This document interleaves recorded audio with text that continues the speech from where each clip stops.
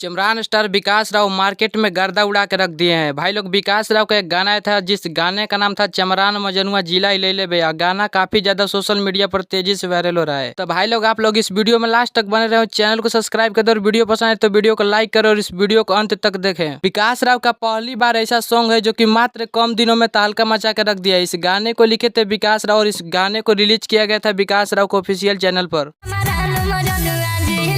सखी रे चमरान मजनुआ जिला हिले बे। इस गाने को दर्शक काफी ज्यादा पसंद कर रहे हैं। इस गाने को एक दिन में 1 लाख से भी ज्यादा दर्शक देख चुके हैं। आप सभी इस विकास राव के इस गाने को अभी तक नहीं सुने तो इस गाने को ज्यादा से ज्यादा सपोर्ट कीजिए और इस गाने को शेयर कीजिए। चमरान स्टार विकास राव के किंग चमरान गाना हिट होने के बाद ये दूसरा गाना जो कि काफी ज्यादा तहलका मचा रहा है। इसी तरह से विकास राव को सपोर्ट कीजिए, एक से बढ़कर एक आप सबके बीच गाना सुनने को मिलेगा। भाई लोग चमरान स्टार विकास राव का बहुत ही जल्द मगही सॉन्ग भी आप लोगों के बीच सुनने को मिलेगा। इस वीडियो को लास्ट तक देखने के लिए धन्यवाद। तो मिलते हैं अगले वीडियो में, तब तक के लिए जय भीम जय भारत नमो बुद्धाय।